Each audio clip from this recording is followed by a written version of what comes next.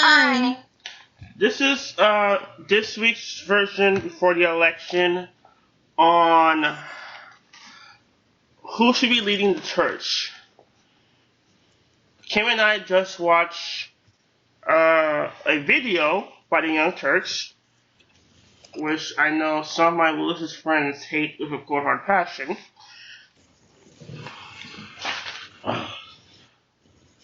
And Kim, before we get started, I'd like to read you a Bible verse, if you don't mind. Go ahead. First Timothy, I'm going to say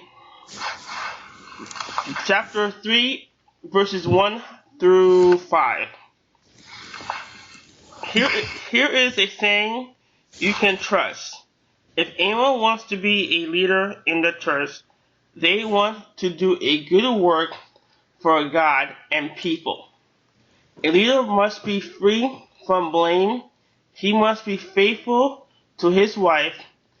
In anything he does, he must not go too far. He must control himself. He must be worthy of respect. He must welcome people into his home. He must be able to teach. He must not get drunk. He must not push people around. He must be gentle. He must not be a person who likes to argue. He must not love money. He must manage his own family well. He must make sure that his children obey him, and he must do this in a way that gains his respect. Now, I could go further. That's pretty much saying, that was pretty much from the Bible, actually. And it pretty much saying that the leaders of a church is a man. Now, just so of you who weren't there when me and Kim watched the video, we watched a video entitled Pope Francis extends female priest ban forever by the Young Turks. Now, Kim, I understand you're a woman, from what I can tell. What's your views on the video we just watched?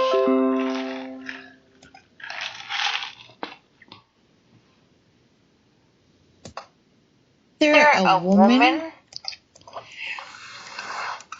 Now, I've never done the research myself, and I always have some animosity against that, because, like, what you read, that's in the Old Testament, if I'm correct. New. In the New Testament. According to my grandmother, according to my grandmother, that stuff was in the Old Testament, and she told me that, everything that's in the Old Testament, God precisely came to earth to abolish. Yes? He died. I just confirmed it. First Timothy is in the New Testament. Okay.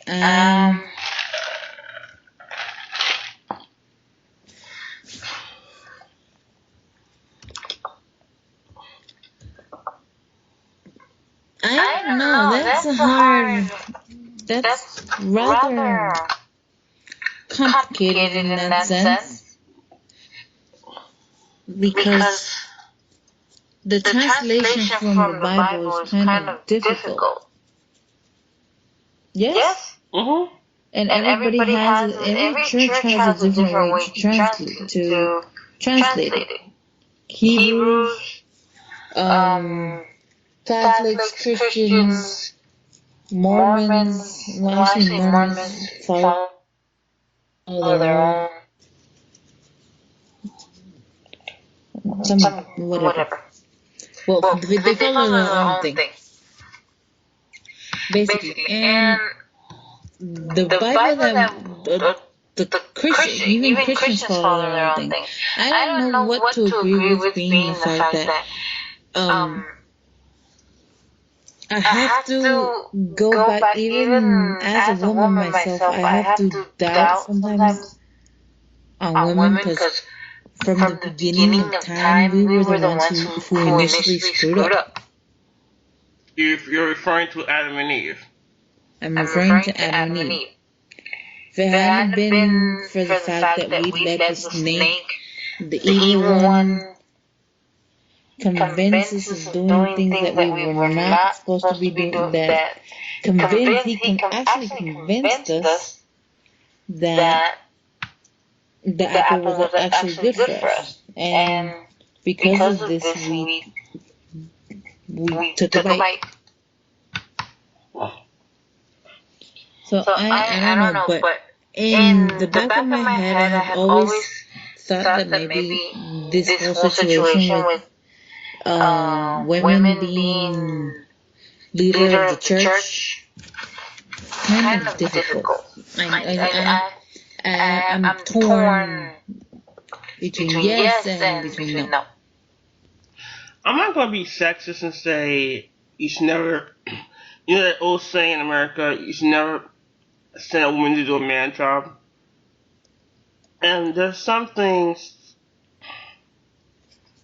a man can teach that a woman can't teach. Now, with that being said, back when this was written, it was the man's job to support his family and discipline his kids.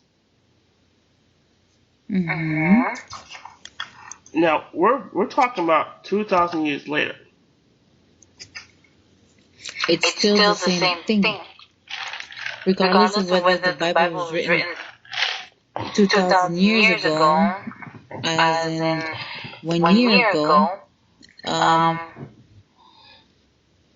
So Kim, are you saying that when you move to, let's say you and I got married, I'll say, hey, I take care of the bills and your job is to take care of feeding me and the kids?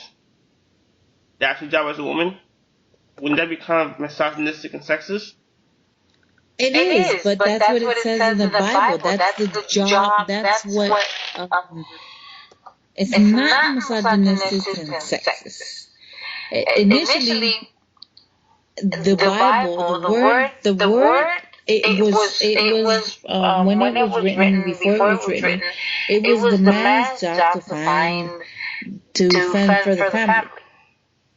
He was the goat herder, the milker, the one who tended to everything else, and what the woman was supposed to do was take care of the kids, feed, take care of the house, and take care of the husband.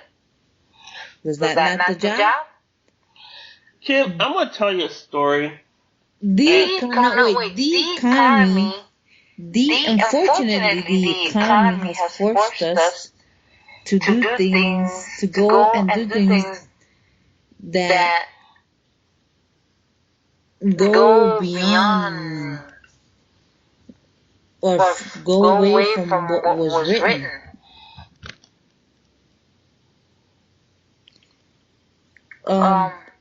And that's when women strayed, because it used to be when a man married somebody, they stayed married for the rest of their life.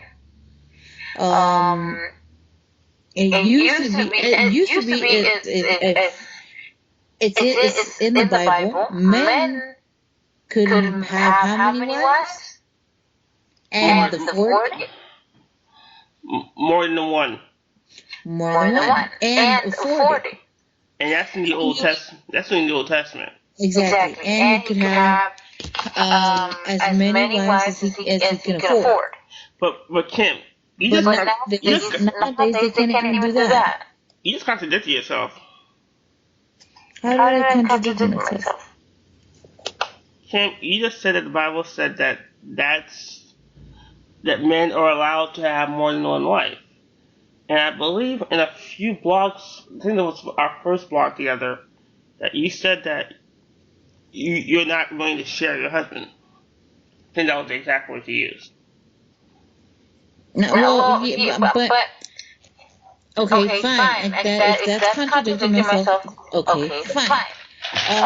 But what I'm saying is that, like you said, that's in the Old Testament. That's been abolished.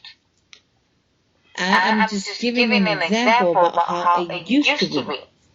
Nowadays, men don't even stay, and women and men are having premarital sex. When back in the days, that was forbidden, wasn't it? Exactly. I'm not part of the mafia, but I do study a lot of mob movies. I enjoy to the fullest extent, Kim, watching new and old mob movies. Goodfellas, Godfather, Casino. They take care of their women. Yes. Actually, if you think about it, we're gonna do a part 2 because this is a question I'm gonna ask you about the contradiction. Because I'll be wrong not to ask that question. In Godfather Part 1, before Michael Corleone's older brother got obliterated by bullets, he beat up his wife.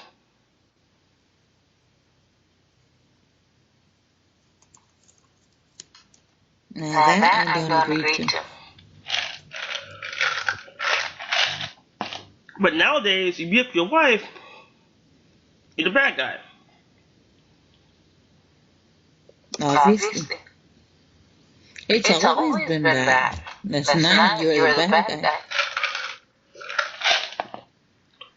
No, because back then, I mean, in the 1960s, 50s, even the 1800s, it's common practice to beat up your wife. But nowadays, I mean, everyone's working. You slap your wife around one time and then frustrated by it, you're gonna catch some flack. But that's just me keeping it real. Is that serious? Are you serious? It used to be that way? Yeah. Beating up your wife was actually common practice back in the day, yeah. It was common practice, but it wasn't looked upon as badly as it was today. In the 1800s, yes. The 1900s, they started leading towards women's rights and that you can't be hitting a woman the way you hit a man.